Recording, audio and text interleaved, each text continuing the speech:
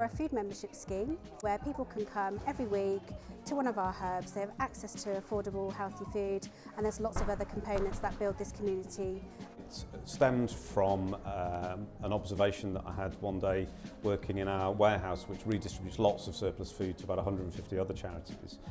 That the young people on our education programme that were doing work experience with us could all benefit from something that helped reduce their food bills. What we began to realise very quickly was the value was not just in providing people with some food.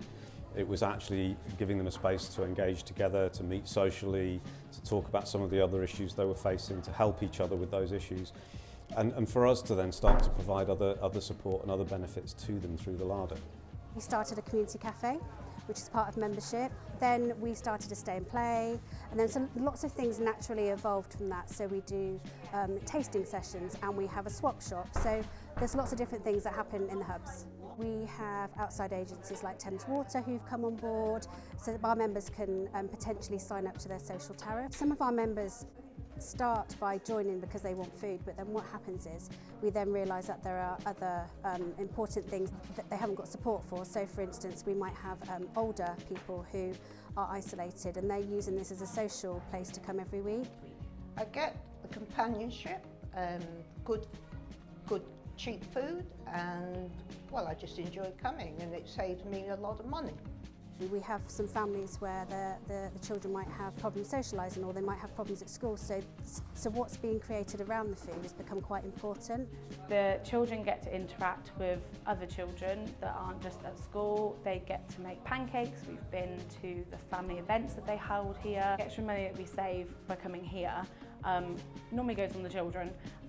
It just helps us be able to buy them school uniform every year. Because we're very informal, there's no kind of corporate look to what we're doing. It's a place of trust, it's a safe place, and people build relationships with you.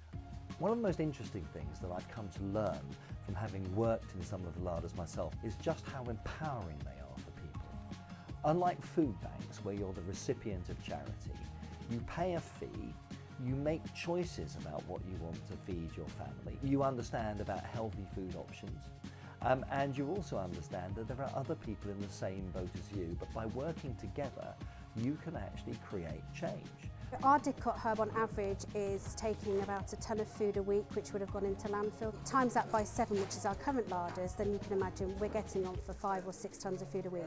What happens in the larders are everybody becomes responsible for everybody's kind of well-being. So you might get a member who spots someone downtown on a day that the larder's not there, and it's about those relationships that are being formed that makes us a really strong community hub. We work closely with the education team at SOFEA to get young people in to have practical skills, build on their confidence. I really enjoy gaining confidence because that's the one thing I really struggled with. I'm starting to talk to people that I don't know.